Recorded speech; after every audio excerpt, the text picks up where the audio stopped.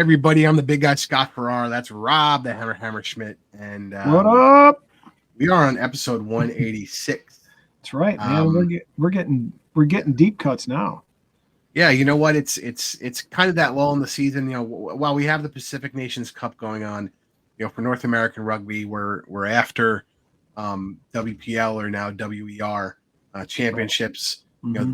We got our last international match against Tonga until November internationals, right? Which I think we're going to Europe. I think. Yeah, and you know what? I haven't looked too deep into that myself, so I gotta. Well, I mean, the next set of internationals technically is the women's W15-1 series where we're playing the red. We're kicking off with the Red Roses, but on the men's side, I believe we're playing Portugal. Portugal or somewhere else in Europe. I can't remember off the top of my head, but we're kind of in that lull period, right? Post MLR, a lot of coaching changes have come up. A lot of things have changed, but it's one of those things where we're just going to kind of be talking about internationals, talk about, what we want to talk about and kind of guide our way there. Right, Rob? Yeah, 100%. And there's a lot of club stuff going on. Hopefully we can talk a bit about some of the club elements that are happening around the United States. I know I'm pretty close to things that are happening in the Midwest where the St. Louis Bombers are kicking ass and taking names. It looks like they're going to really make another run at the national championship this year, but it's too early to tell. Who knows what happens, but they do have a nice lineup and they've been playing well the last couple of weeks. That being said, I know there's a lot of good rugby happening on the West Coast right now. And we have collegiate rugby playing well, right? Collegiate rugby is playing well. We'll talk a little bit about that. Yeah. So there's always rugby going on in the calendar. That's the beautiful thing about the game is it's not like it really ever shuts down. It just keeps churning over. It's a matter of where you're looking and what you're paying attention to. And of course, Premiership starts, so that can satiate anybody's interest in for high level rugby. That's going on. Of course, the Rugby Network carries that, and that's a beautiful thing. And talking about high-level rugby, we're going with Around the Pitch.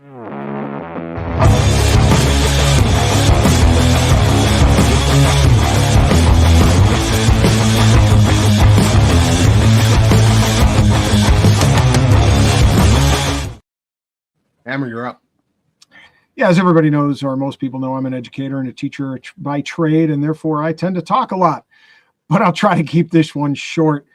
Legacy Cup, the first iteration of women's elite rugby took place last weekend in Greensboro, North Carolina. I don't think it got enough press. It needed more. The Grey Wolves played the All Blues. The Grey Wolves being from Colorado, the All Blues hailing from San Francisco area. And congratulations to the Grey Wolves, who were crowned champions, 31-27, very tight match. And I just want to make mention of Tana Wilfley. She has won her second national championship with the Grey Wolves. One is a Legacy Cup, the other one a WPL championship. And she is only a senior in high school. And it's funny, I reached out to Jason Skagram and said, hey, because she played for him in the era for 11 years. So by my counting, she started playing when she was 6. And I said, is that by chance somebody that's related to Link Wilfley, the former U.S. Eagle, played in 2003 World Cup, a utility back? And he said, as a matter of fact, it is. So it's his daughters, which I thought was awesome. And so I think what we're starting to see, and hopefully we'll see the Lyles coming through and some of those other young kids that were products of that first wave or generation of Eagles that really showed out on the world stage. So hopefully this is the first. The more professional sides, Right. And again, we're starting to see that maturity of those kids that started playing when they were 4, 5, and 6 years old. Like we've always talked about what happens in South Africa, New Zealand, or the UK. Absolutely. And our girl Wendy Young was on the broadcast with Fedra Night, and I forgot who their third broadcaster partner was, so excuse me for that, ladies. But Wendy, if you haven't seen her stuff, you should have, because I constantly steal it. Not that I steal it, I repost it with all of her things and all of her tags and all of her stuff, because she puts out content daily, specifically her weekend roundup. And that's something that I post on our socials. So if you're not following your Scrum Half Connections, at least be following us so that way you can see what she's doing and what the deal is with women's rugby going on currently. It's one of those things that we are lucky to have somebody like Wendy who we can rely on to lean into, rely on. And really just put it out there, the information out there, right? And that's really what we need to do. Yep, 100%. In the absence of legitimate, or not legitimate, but in the absence of traditional media platforms, she certainly does a tremendous service to the women's side of the game, and we love her for that. So I'm going a little bit different, as you guys probably already know. I'm a little bit different. We know that about you. We're putting the Rugby Football Club. We're putting the football in rugby, and we're recording this. Sure, you're not a NOLA commentator. You don't even get me started because don't get me wrong. There's a way to communicate that through a football style similarity, but I think sometimes they don't do it to the best of their ability. I feel like I could do that way better. Sometimes with they're doing it on the fly though, so it is what it is. So if anybody's a Tennessee Titans fan, rookie quarterback Will quarterback Will Levis, he started at Penn State, finished at Kentucky, began the season, decently last year. I think he played 9 games. They were 3-6 under him. He was playing yesterday against, I believe, the Jets and Jets. We're going to show you the clip here, and then I'm going to ask Rob a question, and then we'll talk about it a little bit. And I might show the clip a couple times. So we'll take a look here, and you'll see that he takes the snap number 8. He kind of rolls to the left, and he kind of gives a nice little pitch over to his running back now. Unfortunately, it is a fumble. We'll watch that again. You'll see he's set back in the pocket. He makes a break left. And the style of pitch he does is reminiscent of what we see in rugby from a scrum half, right, Rob? So my question to you, and I'm gonna put the question out there, and maybe we should ask Scott Lawrence. This is a serious question with Moonshot 2031, right? We prep for 2031 with 2027 in Australia. Will Levis be ready to wear that number 9 for USA Rugby in 2027? Are you asking me? Professional athlete. He played 2 years at Penn State, so he had to watch some rugby. Yeah, he's a hell of an athlete, but his delivery is really something left to be desired. I don't imagine Luke Carty or Chris Mattina or anybody else for that matter is going to be in any shape to get that ball off the deck. So I'm not counting my chickens.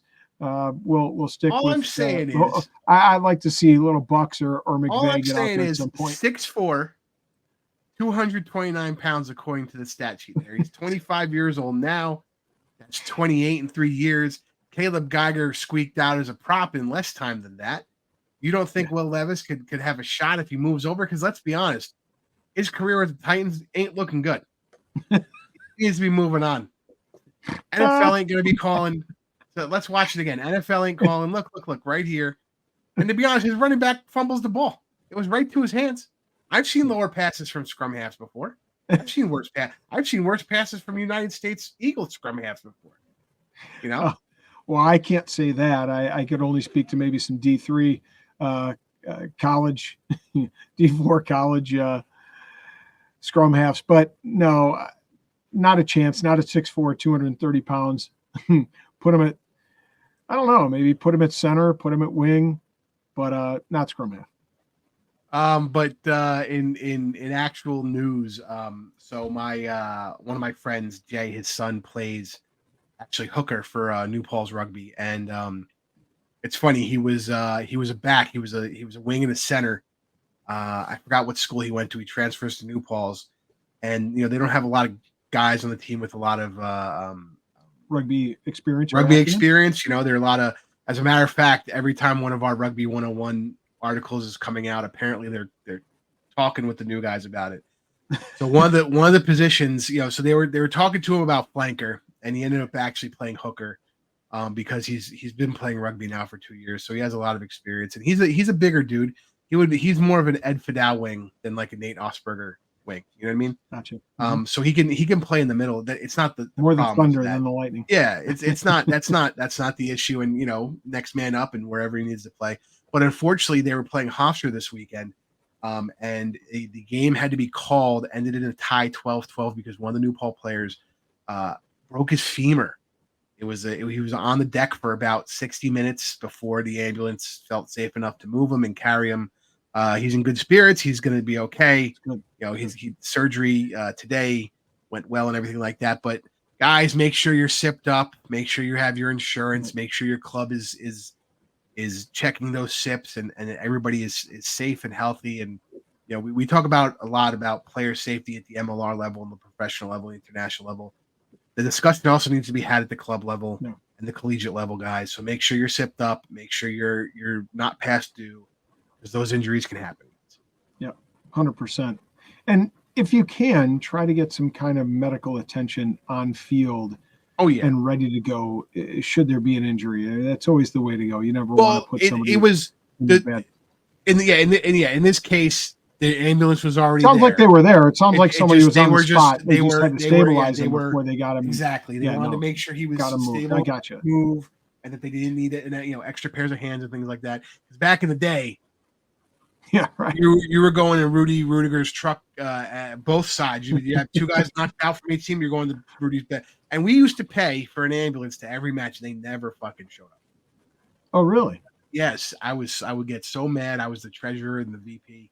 And maybe they got lost at the bar on the way to the pitch. Yeah, well, then after the first season of paying them and then not showing up for 8 matches, I just stopped paying them at that point. Luckily, we had a nursing program, knock on wood. So if you did get stitches, I don't remember. I got stitches.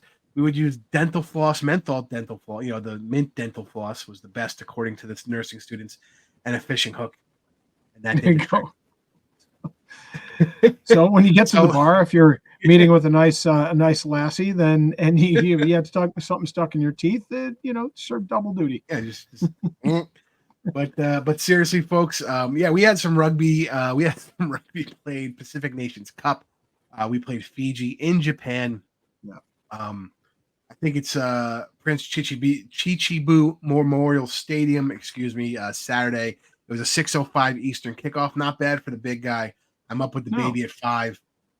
So it was a good one. The next match, unfortunately, I think kicks off at like 3 a.m. I will not be watching that. That will definitely be a replay. I will not be watching live against Tonga. But we were going to be talking about the hammer. Yeah, that we're going to be talking about that as our rant. So give us a minute and we'll be right back.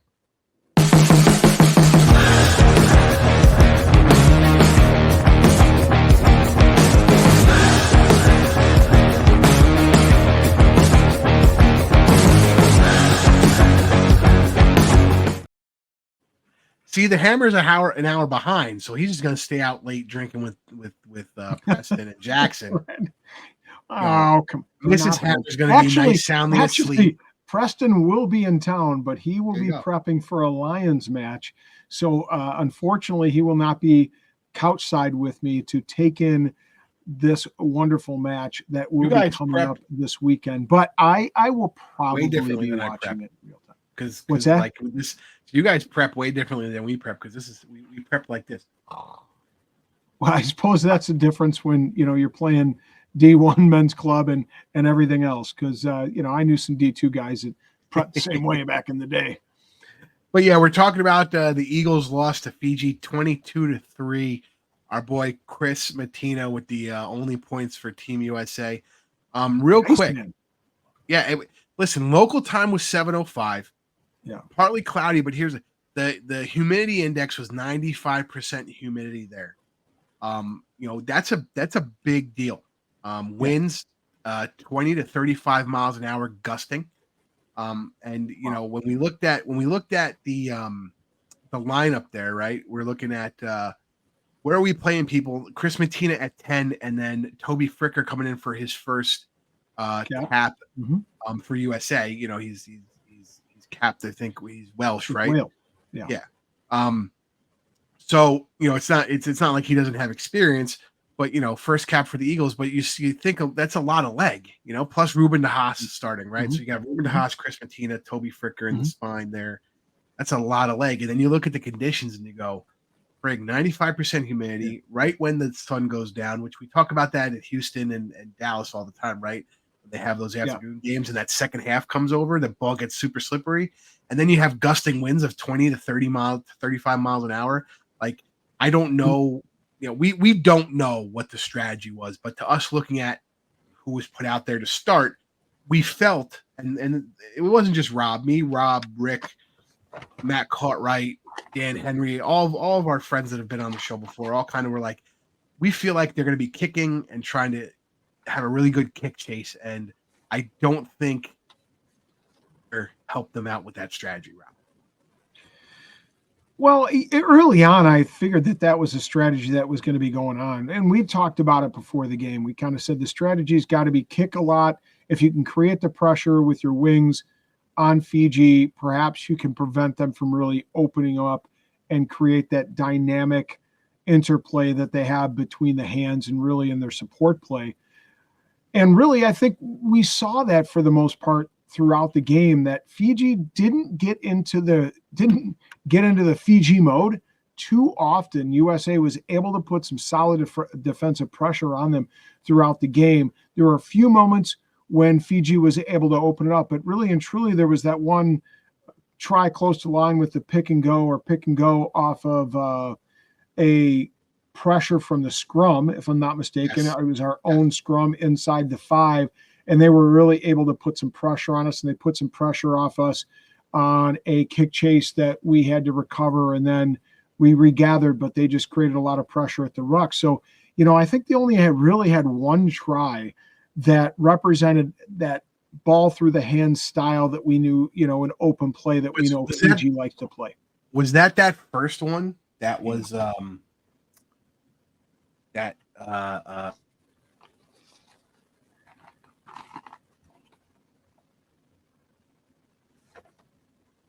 You're frozen.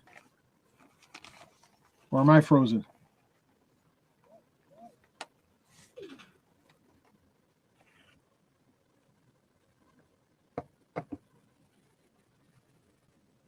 And the play we were talking about with that little technical difficulty, it's not a Rugby Rant, not a Rugby Rant show without technical difficulties.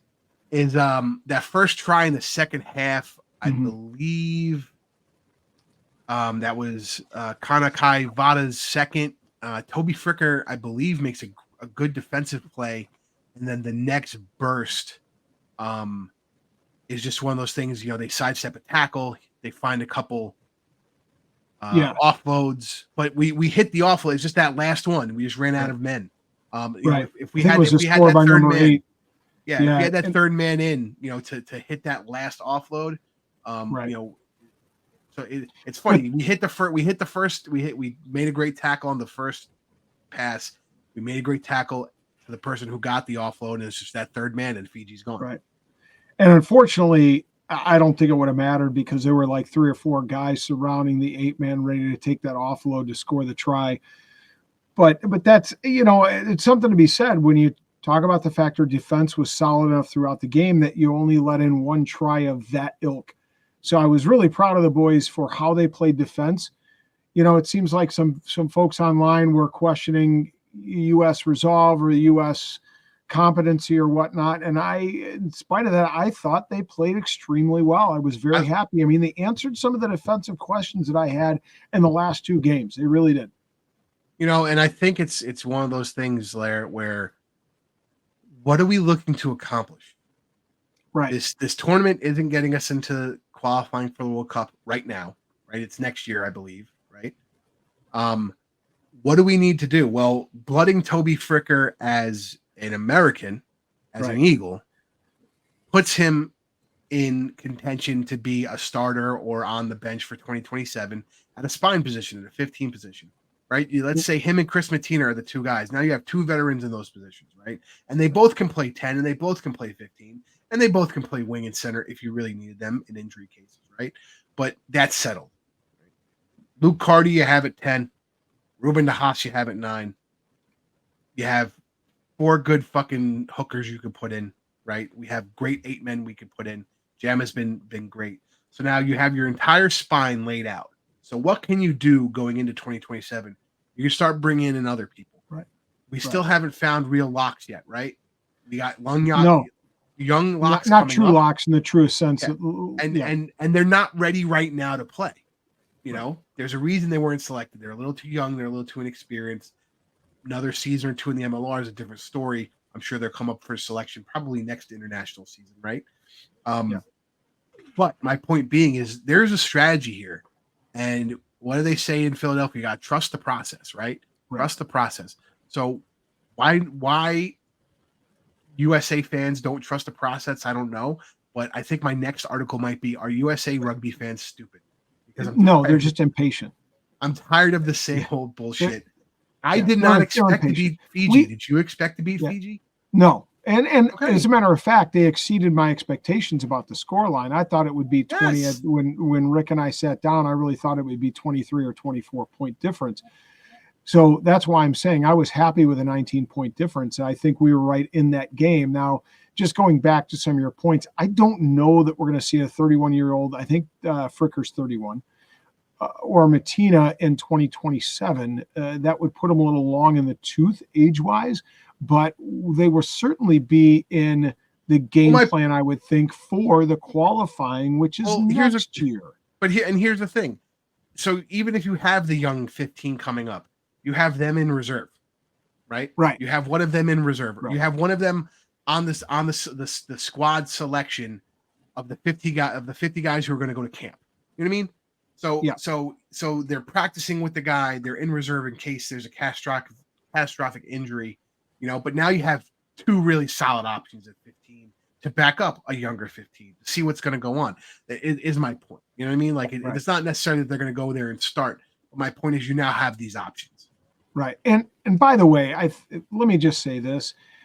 Having had some of the conversations online about the very thing that you're talking about, what is the process? That's the big question. And again, I think a lot of the American public is tired of the same old song and dance. Like, when is the United States going to get better? And up until this time, I understand their frustration. But now it's time, now that we know the plan, there is a plan, folks. It's been laid out. Project Gemini has been laid out. Project Mercury has been laid out, all in anticipation of getting to that moonshot, which is 2031. I think we need to trust the process. And to be quite honest with you, that will be a forecasted blog from the Rugby Rant, is what is the process and how do each of these iterations that we're seeing in Scott Lawrence's teams from last January to right now and to maybe what we're going to see in November, how do they fit into that process that we should be putting trust in? Because it is there. He's got a plan. I just don't think he's been very transparent with it. I just don't think that's the way he works. You know, he gives an idea of what generally what the plan is, but, as far as putting out there who is going to be where and why, that's not really Scott's modus operandi. And it doesn't necessarily need to be, but maybe Scott and I will pick it apart here in a future blog. Huh? Well, here's the thing too, it's not the expectation, right? And no administration I say administration, no head coach, GM combo has ever really done that publicly. I'm sure, right. These are things that come up. Well, it's always win now. Yeah. But it's also, I'm sure these things come up, inside USA Rugby, right? When they're talking about things like that. But it's never been a something that's talked about publicly. Now, there's something to be said about public opinion, though, right, Rob? And sure. My point is, if you just kind of leaked out a little bit and had a little more out there about the selection, even on this, hey, this is why we selected. We were going with more of a kick chase theme and this, that, and the other thing. And I'm not saying to lay out a game plan before it happens, but and Scott kind of talked about Luke Carty not being available. They already knew, so they were working around him with the game plan. But like be a little more in depth and kind of educate the fans, and not kind of leave them hanging. Because as much as we kick it around with a great think tank of rugby guys, right, and guys who some are in the know more than others. It still doesn't validate that we were right. So we don't want to say something, right? And put our stamp on it. Like that's why I kind of made the caveat when we first started talking about this topic about, what we thought the game plan was. We don't know that was the game plan. We don't know for sure. It's not like any of us have sat down and had a conversation with Scott Lawrence, nor does he owe us that. But it would be, I think the difference that we see between niche sports like rugby and some of the more common sports that are very popularized in America, like the NFL, like the NBA, MLB, et cetera, is that, and I noticed this in the MLB, the White Sox, because it's, Chicago, and I listen to the sports station, they have a pregame interview with the skipper, and they have a postgame interview with the skipper every game. Right. And so we're used to that style. We're used to hearing, press conferences after games, in which there's tons of media that are covering each of these teams. And there's a vacuum there. And so with a vacuum, there's no incentive for coaches to put something out there to be consumed by the rugby, fan public. Mm-hmm. And, again, with sports like hockey and football, there's so much data that's public, right? So you could see, through how a guy has played throughout his career or through college, and then goes to the NFL and say, okay, well, they're going to run a spread offense for this quarterback. You know what I mean? Right. The body of work, right? Yeah, in hockey, okay, this guy is a grinder. He's going to be on the third line and play X amount of minutes. Okay, he's starting the game. They're trying to do something in the corners versus starting your first line and saying, okay, we're going to play some pretty hockey right now. And well, again, we know the nuance of the sport of rugby. We just want that confirmation of, hey, this is exactly what was going on at the time. Yeah. And again, it's not owed to us, but I think in the, like you said, in the way we're professionalizing the sport, and considering that rugby is played internationally year round, versus having the Olympics every 4 years for hockey, or even the national championships, we're really doing U23s, U20s, unless it's the Olympics for USA Hockey. You know what I mean? Everybody else is playing them pros. So maybe we should be having the conversation of what can we do to kind of bridge a balance, bridge the gap and have a balance of being a little more transparent after a match about what went on. And don't make Scott the voice of it. Make a spokesperson the voice of it. You know what I mean? Yeah. Kudos to Calder Cahill for all that he does, because he's a busy man and wears a lot of hats. But that's perhaps the biggest difference, is they don't have, the person that's dedicated to doing something like that is pretty overworked to begin with. But it would be nice, certainly. And I suppose if we put more pressure on organizations with the requirement that we would like to see and be the media that's present, perhaps, we would get more response. After all, I went to the U.S.-Romania match, and I was the lone press that was represented up there in the press box. I don't know. I think your experience is a little bit different over there in Washington, D.C. in the Scotland match. But, of course, Scotland is the higher ranked, and therefore probably got the lion's share of attention. Yeah, but also you were on 4th of July weekend, which is just insane, but that's a whole nother issue. Yeah. So let's get back to the match itself. Sure. What did you see? What were some other areas where you thought the United States took a step forward or showed, a position of strength? Well, I felt like when the replacements came in, and Fiji was back at full strength after the yellow card, which I think they got at 55 minutes. And right when they came back, that's when they put in their fresh legs. I felt like the Eagles on offense were starting to play better. I believe we won a scrum. I want to say at 67 minutes. And then I forgot what happened, but we ended up having a throw in on a line out, and Piffaletti, I think, was the one who got stopped right before the try line. Mm-hmm. I'm trying to remember why the ball went out for us to get the vulture call, but it is what it is. But I felt like in those pressure situations where we're down at that point, a bunch, and this is a place where we're going to kind of try and get it back. Those lineouts haven't been there, right? The execution of those lineouts haven't been there. and we executed well, and we just got stopped by a tough, physical Fijian team, right? So that's what it is. My point is, we actually executed the play we were supposed to execute that, Yeah, and we don't do that, Right, and I felt like we missed some opportunities there with the line out close to inside the 10. Mm-hmm. I was really disappointed in our scrum early on, first 35 minutes. It wasn't until we saw Pono Davis come on at about 35 and then later on Piffaletti come on. Mm-hmm. The two of them were really strong in the scrum. And if Davis can stay healthy, I think he's a prop of the future that really could be a difference maker and batten down our scrum. Mm-hmm. But once they were things stabilized for us and I was on much better footing, I just think our scrum was poor early on. They put us under immense pressure and really scolded us a number of times.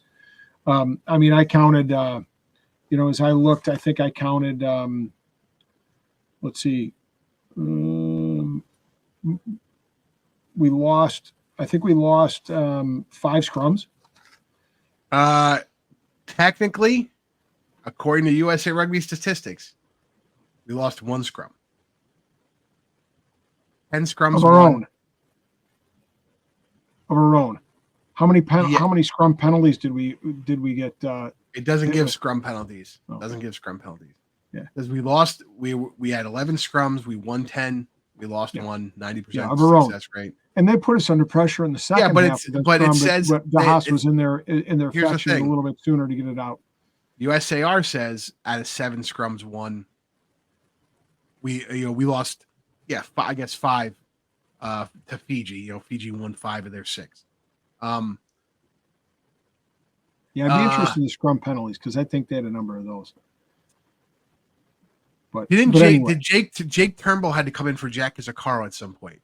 He came in because Isakaro, I think, went in an HIA. So he came in, Turnbull came in, and then Isakaro came back, and then Turnbull went back out later on. I think it was like a good 10 minutes. He was out, getting looked at, which, again, we're not – that's what should happen. It worked the way it was supposed to work. Yeah. My question would be, and then I have a follow-up. How hard do you think it is for Turnbull to go in at it would happen at the 18th or 19th minute, play those 10 minutes, and then jump out, right? Really hard. And then Jack to come back in. So you think the synergy was off because of that change? You know what I mean? Well, I think it impacts. I think it's difficult. Like if you talk to Jake, I think Jake would. Oh, listen, I'm not saying it's would downplay that a little bit, but I think it's harder. I believe it's harder than you think. But you warmed up a certain way. I've never played you trained, Yeah, but that with the front 3 it's that a week, it's a mindset, right? It's a mindset when hey, I'm going to be coming on. Coach is going to be looking for me to come on at 55, 60 minutes or whatever time. Usually they've set forth when they want to come in. We know when we look at the Springboks that bomb squad is set to come in at a certain time. You have your mentality is kind of tuned into that. You recognize, yes, there's a possibility that injury will cause me to come in sooner, but there's still, I think it's hard to turn that switch on at a time you don't expect to. And it's one of the reasons why I think when you see in the MLR that a lot of subs are warming up early in the game to keep themselves ready and fresh should they have to come on because of an injury. And then we all wanted Sean McNulty to have his first start here. But maybe we should have questioned the physicality of the front row. He's a little bit smaller than some of the other hookers we had that we could have selected in this particular match. And maybe that's part of the things we saw. Paul Mullen obviously got pulled in 35 minutes. Is it an injury? Is it the humidity?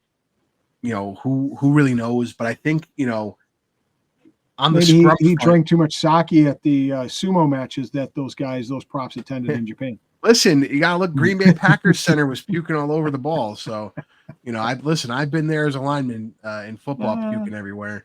But seriously, I think our scrum woes in the first half is an anomaly because how many times do we, we're starting a newer guy on the Eagles, a little bit undersized.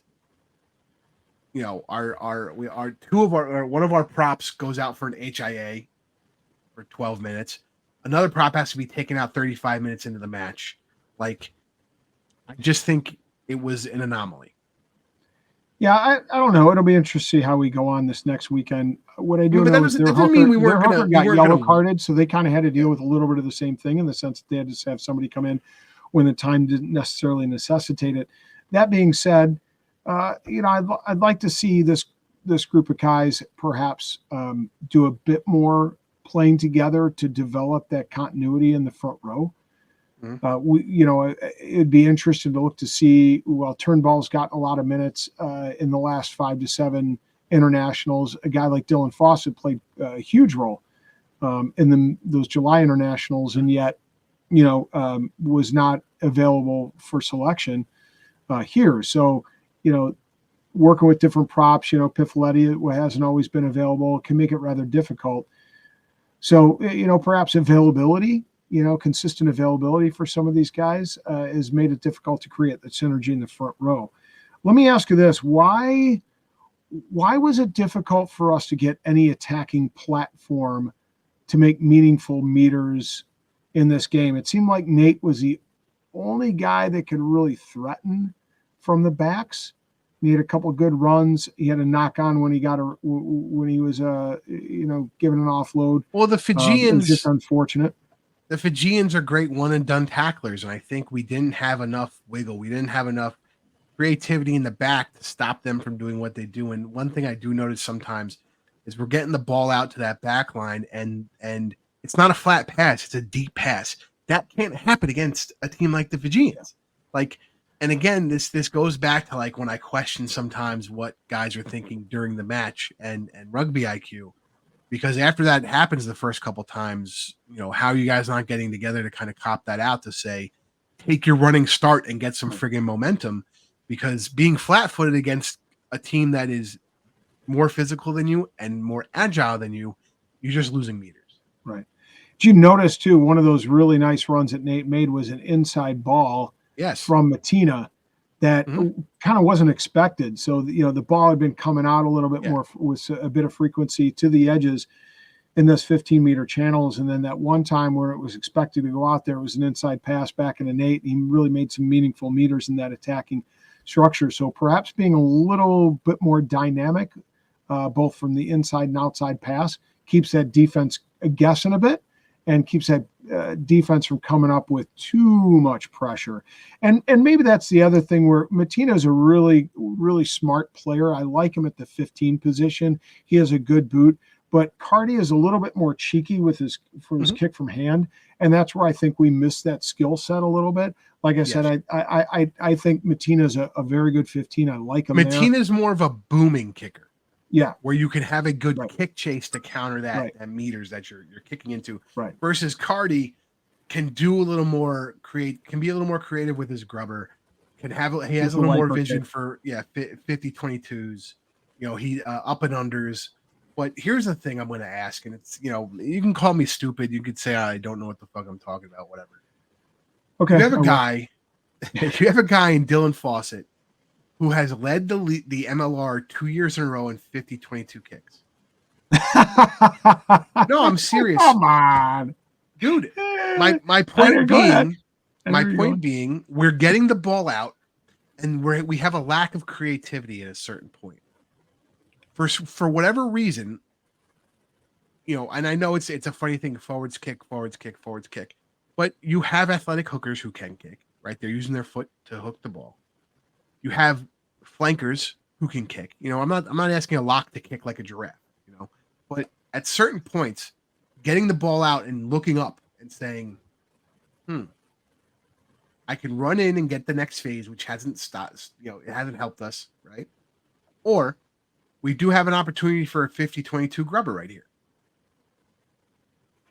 Why don't they practice that? It should be but Rob, you're laughing, but this is the evolution of the sport.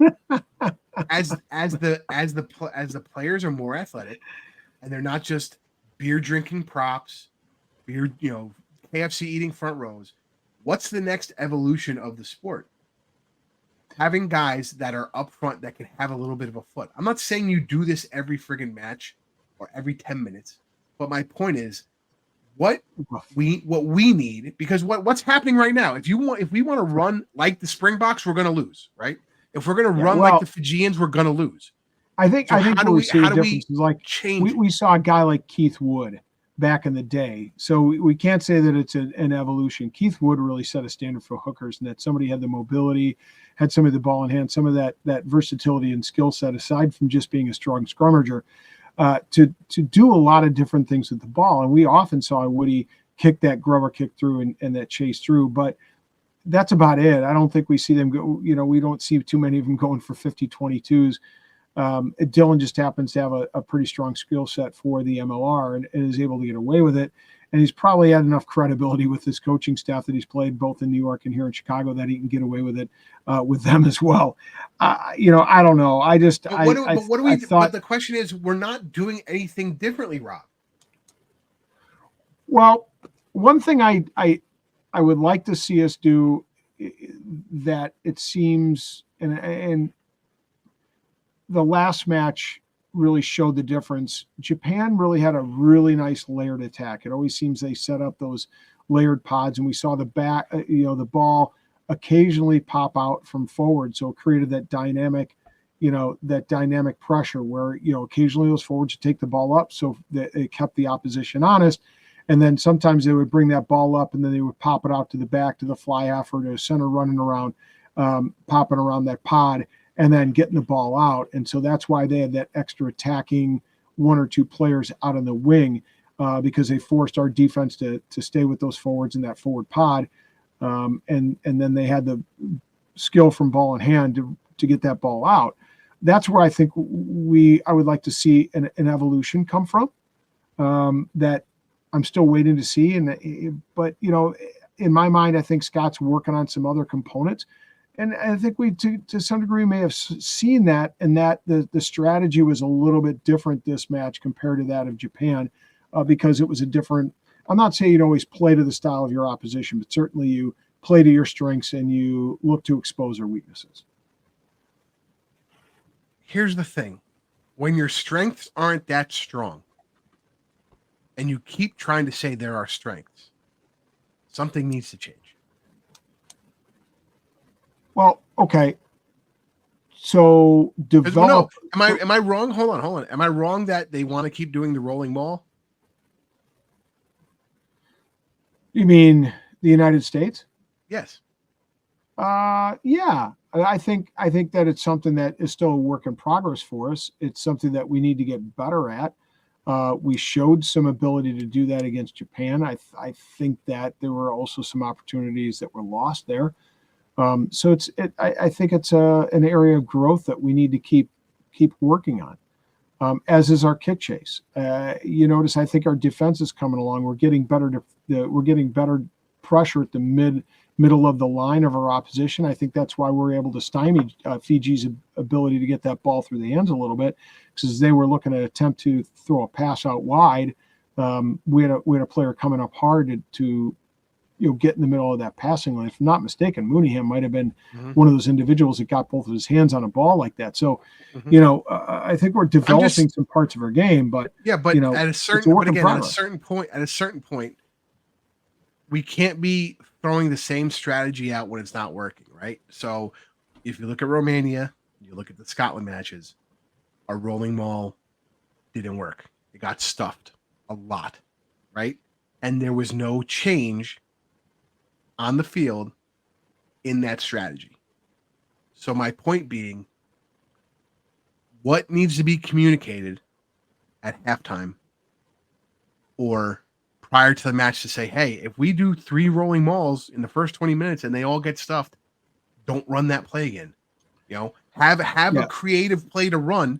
Yeah. Because you kept them honest. You kept them honest by doing what you were doing. Right. But it's not working. Yeah. Right. So and I guess that's creativity can you do to change it? Right. And that's, I guess, where I would go. I would like to see more creativity close to the line in our line out where, we're setting up a peel play. We're setting up perhaps that we've seen some international teams do that mechanism where they have, a full 8-man line out. The ball goes to, they fake to the back pod and go to the front pod or vice versa. And then as those two pods separate, they create some space in the middle. the opposition goes to those two pods expecting there to be a rolling maul there, and then we've got one of those pods that gets the ball, popping that ball up to somebody who's coming through that center channel, exposing the gap. So I'd like to see us be a bit more creative in the line out, when the rolling maul is expected, because not many teams close to the line are challenging the ball in the air. They're mostly preparing for that rolling maul by staying grounded. And I'm not saying we have to be super duper creative across the board. Yeah. But we have to have enough creativity to pick our spots to say this strategy is not working. We've kept them honest with 3 rolling mauls in a row. We used to have play number 5. I was the prop. I'd step into the channel with my hand and I'd get the ball and run down the short side. You know what I mean? Yeah, but it was never expected. You're just built different. You're just built different. My point is, and again, we wouldn't run in every match. It was, again, were we getting stuffed? Was it situational? Let's run this. It was situational. Same thing with a 50-22 from a forward. It's situational. Right. So if you have a forward that has an exceptionally good grubber kick, I'm not advocating you put in Dylan Fawcett all the time. But what I'm saying is, think about it, because that's something that can change your field possession right now. Because now it's your line out. And now you've demoralized them by having somebody who's not supposed to be kicking that well make a great kick, and then you're getting the ball back. Dylan's an exception, not the rule, and that's why I think it's difficult, because he wasn't even available for selection over the course of this August. But because they're not even trying it, because they're not trying it. So I guess my frustration is more at the fact that we had Fiji had gotten 2 yellow cards. So we had 2 opportunities where we were playing a man up for a total of 20 minutes throughout the course of that game. And we weren't able to put any points on the board in those during those periods. In fact, Fiji scored 5 points, scored a try during one of those periods. And so that for me is a little, what's that? Lamani scored, I think. Yeah. So that was part of my frustration. I would have expected or hoped that, given the odd man advantage, we get close to the line, we kick close to the line, and we can rely upon that rolling maul with one of their forwards out to be able to, push that ball over the line. But that was a frustration. That being said, like I said earlier, I really thought that they played a pretty solid game, and it was 10-3 at half, and we were playing pretty well, and we had good, solid defense. So I was pretty happy overall with how the boys Another game we beat the spread on. So now we're coming up against a Tongan team from the bronze. We got to wait to see what we're going to have for a selection. I believe Luke Hardy's back. It's going to be interesting. I think it's a match we can win. What did Japan beat Tonga by? It was like 55-24 or something of that nature. It was. Yeah, because I think Tonga scored late also to kind of bring it closer. Give me a second. I should have written it down. 49-27. 49-27. Okay. So really not too different from the scoreline between the United States and Japan. Exactly. And Tonga beat Canada 30-17. Right. So I mean, there should be a really competitive match, and we can expect the scoreline to be pretty close. What are you thinking? Is the U.S. going to get one here and win the bronze and bring home a victory, having lost 2 games? Yeah, I mean, listen, that's definitely a win. I think that's mission success if we come home and win the match. If it's really tight and it just comes down to a penalty kick at the end and we lose, so be it. But if we win, I think it's mission success, and it was mission critical that we get that success. Right. Like I said, I'd like to see us continue to play the same type of defense. I think we're capable of playing solid defense, especially in the loose play. I'd like to see us play more of an expansive game on the offensive side. Certainly have more opportunities than we did against Fiji. And I think we will against Tonga. They're not quite as, I think they're a lot more susceptible to clean breaks. And I think they're, not going to be as organized defensively as Fiji was. So, or certainly as Japan was. So I'd expect us to be able to put some points up against them. But I'm saying the spread is going to be 3, US by 3 for me. I'll take that. I'll take USA Eagles -3. And on a quick note, one of the ARs was Holly Davidson, Scotland's Holly Davidson. Yeah, it was kind of cool. Future, star in the up and coming star in the referee officiating world for rugby. For sure. So, Scott, why Guys. don't you quickly just touch base before we head out of here? Touch base with everybody about the blog. I know it was something you're passionate about. We talked about the end of the MLR season. It's something that we've getting some great contributions from. What can people expect on the blog as they turn their attention towards what? RugbyRant.com? TheRugbyRant.com. Obviously, me and Hammer are bloggers. We also have our boy, the Jackal King, Rick Collins. We have Pierce Lobon, who is a fan and has, come to us and said he wanted to start writing. Yeah, he has great opinions. We have Adam Hughes. He wrote a book on rugby. His first blog has just dropped. We have a couple females who are coming on to write for us. We have a couple more dudes that are coming on to write for us. If you would like to write for us, hit us up on social media or, check it, hit us up through email. But what we have coming out now is we've been doing our Rugby 101 series. It's just a rugby basics. We're not trying to make it a deep dive into everything and make people go crazy. So we're putting out these pieces of Rugby 101. After the Rugby 101 series, we're going to be putting out a Rugby 101 position series. And then that should lead us into the new year where we're talking about Rugby 102, which is going to be more in-depth on those Rugby 101 subjects. So if you want somebody to learn more about rugby, send them over to the rugbyrant.com. You'll see it in the right-hand corner. Are you new to rugby? Click that. You can go to Rugby 101 and start reading some of the articles. Again, they're just telling you very basic information. Let's see. We did a basic overall about the game was the first article. Then we did a basic about the scrums. And then we just had a basic come out about the lineouts. Those will be coming out every Monday at 9 a.m. Eastern. So please check it out. Go to the website, read the articles, leave some feedback, share the articles. I had an article last week about why the MLR should be promoting individual players, and I post my articles on my personal LinkedIn, and I had 17 players reach out to me and say that the article was a good article. So people are reading it. People who I didn't think would even look at it are reading it. So it's good content. Please check it out. Yep. So we should have some great new content coming out, so check it out. And if you fancy yourself a bit of an author with a strong opinion, shoot us a line and let us know, because we'd be happy to have more authors like yourselves out there, because, of course, we're trying to grow the game one fan at a time, and part of that is engaging fans and giving them a voice.